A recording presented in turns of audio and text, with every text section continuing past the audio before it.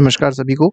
तो देखिए यहाँ पर हम लोग एक बहुत इम्पोर्टेंट आपके सामने टॉपिक लेके आए हैं और ये जो टॉपिक है ये एक बहुत ही ख़राब सा टॉपिक कह सकते हैं या बहुत ही शर्मनाक टॉपिक है जो यहाँ पर हम लोग देखेंगे।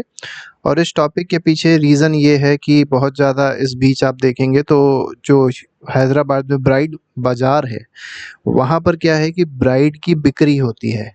आप समझ सकते हैं कि 21st सेंचुरी में हम लोग इतना आगे बढ़ चुके हैं और अभी भी ब्राइड की बिक्री हो रही है, मतलब ब्राइड बेची जा रही हैं। तो क्या है मामला, कैसे अब मोबाइल के थ्रू ये सब चीज़ें मतलब ऑनलाइन हो गई है, क्या हो रहा है इसमें, वो सारी चीज़ें हम लोग यहाँ पर देखेंगे। तो सबसे पहले तो देख लीजिए ब्राइड बाज़ार जो है, ये जो कॉन्सेप्ट है ये है क्या? ये कहाँ से ये सब चीज़ें आ रही, क्या हो रहा है? तो ये मेनली टेम्परेरी मैरिज का एक सिस्टम है। इसमें होता क्या है कि यंग गर्ल्स होती हैं, मेनली हैदराबाद और आसपास के एरियाज़ की हैं, और फॉरेन के मेन हैं, उन दोनों के बीच में शादी हो रही है। अब ये कोई शादी वैसी वाली शादी नहीं है कि परमानेंट तरीके से शादी हो रही है, साथ में रहेंगे, ऐसा कुछ भी नहीं है।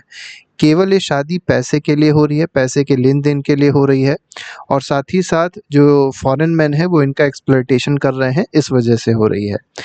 मेनली इसमें जो वुमेन इन्वॉल्व है या ये कह सकते हैं गर्ल्स जो इन्वॉल्व हैं, उनका बैकग्राउंड बहुत ही ज़्यादा पुअर है या ठीक नहीं है, जिसकी वजह से ये सब उनको मजबूरी में भी करना पड़ रहा है। ठीक है, इसके बाद आते हैं, इसके बाद देखिए क्या कहा गया है। जो शादी हमने आपको बताई, तो टेम्परेरी मैरिज का मतलब ही ये है कि कुछ दिनों के लिए केवल मैरिज है और वो केवल नाम की मैरिज है, मैरिज जैसा उसमें कुछ भी नहीं है। वो क्या है, केवल एक एक्सप्लॉइटेशन हो रहा है और कुछ नहीं हो रहा है। ठीक है, और ये कैसी मैरिज है? कॉन्ट्रैक्ट मैरिज है। तो ये पूरा सिस्टम है ब्राइड बाज़ार का। और ब्राइड बाज़ार एक जगह कह सकते हैं, एक प्लेस कह सकते हैं, एक डेस्टिनेशन कह सकते हैं, जो बहुत ज़्यादा फेमस है इस तरीके की एक्टिविटीज़ के लिए। और ये मेनली कहाँ पाया जा रहा है? हैदराबाद में ये सब चीज़ें देखी जा रही हैं। एक्सप्लॉइटेशन क्या है, इश्यूज़ क्या है इसमें? आपने देखा कि जो शादी हो रही है वो एक ब्रीफ पीरियड, एक बहुत ही छोटे पीरियड के लिए हो रही है और मेनली अगर देखा जाए इसका मोटो क्या है, तो मोटो है मनी। ठीक है, क्योंकि परिवार बहुत ज़्यादा गरीब है, खाने को पैसा नहीं है, रहने को जगह नहीं है और भी बहुत सारी कंडीशंस हैं, जिसकी वजह से क्या है, मनी की रिक्वायरमेंट है। और मनी की रिक्वायरमेंट कैसे पूरी हो सकती है? तो एक तरीका ढूँढ लिया गया मनी की रिक्वायरमेंट को पूरा करने का। ठीक है, अब ये कोई काम जो है ज़बरदस्ती नहीं कर रहा है, लेकिन क्या है कि फैमिलीज़ की प्रॉब्लम्स इतनी सारी हैं, फाइनेंशियल प्रॉब्लम्स इतनी सारी हो गई हैं, इस वजह से ये काम में वो ढकेली भी जा रही हैं और कहीं न कहीं एक पूरा ग्रुप, एक पूरा सरगना चल रहा है जो ये सब काम करवा रहा है। बाकायदा ब्रोकर्स हैं जो गर्ल्स को अलॉट करते हैं और बहुत सारी एक्टिविटीज़ हैं जो वहाँ पर हो रही हैं। फॉरेन नेशनल्स हैं जो मेनली आप कह सकते हैं कि इन गर्ल्स को खरीदने आते हैं, शादी करने के लिए आते हैं। और आपको पता होगा गल्फ़ कंट्रीज़ जैसे सऊदी अरब हो गया, यूएई हो गया और बहुत सारी गल्फ़ कंट्रीज़ है जहाँ पर पैसा तो बहुत ज़्यादा है, लेकिन वहाँ पे वुमेन की कंडीशन बहुत ही ख़राब है। वुमेन तो अगर देखा जाए वहाँ पर जो वुमेन है वो सारी की सारी, मतलब ज़्यादातर, सारी तो नहीं कह सकते, मैक्सिमम वुमेन अगर आप देखेंगे तो किसी न किसी कंट्री से लाई गई हैं फ़ोर्सफुल तरीके से या ट्रैफ़िक करके लाई गई हैं, ह्यूमन ट्रैफ़िकिंग हुई है। ठीक है, तो भारत की एक बहुत बड़ी प्रॉब्लम है ये कि गल्फ़ कंट्रीज़ के बहुत सारे फ़ॉरेन नेशनल्स आते हैं और यहाँ की गर्ल्स को, यहाँ की लड़कियों को लेके जाते हैं। कुछ दिन के लिए शादी होती है, बहुत ज़्यादा प्रॉब्लम्स होती हैं, एक्सप्लॉइटेशन होता है, गर्ल्स की कंडीशंस बहुत ज़्यादा ख़राब कर दी जाती है, फिर उनको वापस भेज दिया जाता है। और ये सब क्यों हो रहा है? केवल और केवल मनी के लिए। तो सोच लीजिए मनी कितनी ज़्यादा इम्पोर्टेंट कही जाती है और मनी क्या-क्या करवा रही है लोगों को। इसके बाद देखते हैं कि लीगल और सोशल कंसर्न्स क्या हैं इस टॉपिक से रिलेटेड, हैदराबाद ब्राइड बाज़ार से रिलेटेड। ऐसे कौन से लीगल कंसर्न्स हैं, सोशल कंसर्न्स हैं जिसके बारे में हमको थोड़ा-सा जानना चाहिए। तो लीगल लूपहोल्स यहाँ पर देखने को मिलता है। लीगल लूपहोल्स क्या है कि देखिए, अगर देखा जाए तो लीगली वो तो शादी कर रहे हैं। अब लीगली जब उन लोगों ने शादी कर ली, मैरिज कर ली, तो अब उसमें कोई दखल नहीं दे सकता। ठीक है? या ये भी कह सकते हैं कि यहाँ पर जो रिलीजियस प्रैक्टिस है उसका मिसयूज़ भी हो रहा है। ठीक है, तो रिलीजियस प्रैक्टिसेस जो भी हैं, जैसे शादी एक रिलीजियस प्रैक्टिस है तो उसका मिसयूज़ भी किया जा रहा है। तो ये एक बहुत बड़ी चीज़ है जो यहाँ पर प्रॉब्लम में आ रही है। इसके बाद क्या है कि इंटरनेशनल लोकल प्रेशर भी है टू स्टॉप द प्रैक्टिस। ठीक है, ये भी बहुत इम्पोर्टेंट है।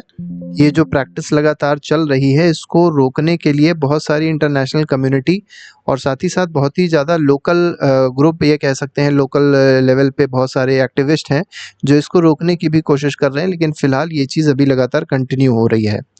इसमें प्रॉब्लम किस चीज़ की सबसे बड़ी है? सबसे बड़ा इश्यू है ह्यूमन ट्रैफिकिंग का, ठीक है? और साथ ही साथ जो एक्सप्लॉइटेशन देखा जा रहा है शादी के नाम पे, वो एक बहुत बड़ा इश्यू है, जिसको लेके सरकार भी बहुत ज़्यादा अब सोच रही है इसके बारे में, और कुछ ना कुछ हो सकता है आगे कदम देखने को मिले। इसके बाद देखिए क्या है कि किस तरीके से ये जो इश्यू है, या ये कह सकते हैं प्रॉब्लम है, किस तरीके से उसको कॉम्बैट किया जा सकता है या किया जा रहा है, वो हम लोग यहाँ पर देखेंगे।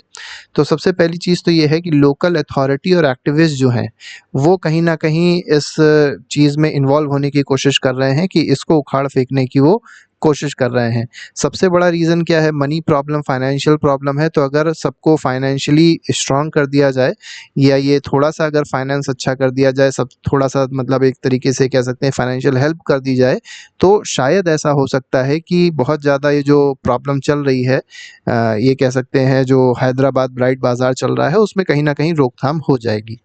तो लोकल अथॉरिटीज़ का इसमें इन्वॉल्वमेंट चल रहा है, एक्टिविस्ट भी ट्राई कर रहे हैं कि इस प्रैक्टिस को रोका जाए। इसके साथ ही साथ जो पुलिसिंग है, वो भी कहीं न कहीं अब सजग हो गई है, विजिलेंट हो गई है, तो इसके लिए अरेस्ट भी हो रहे हैं कई लोग, लीगल एक्शंस भी इनके थ्रू लिया जा रहा है, और मेनली ये सब ब्रोकर्स करवा रहे हैं। अब जैसे मान लीजिए कोई गर्ल है, वो खुद तो जाएगी नहीं अपने आप को बेचने के लिए, तो क्या है, बाकायदा ब्रोकर्स होते हैं जो इन दोनों में कनेक्शन बनाते हैं, मतलब फॉरेन नेशनल्स को कनेक्ट करते हैं किसके साथ में?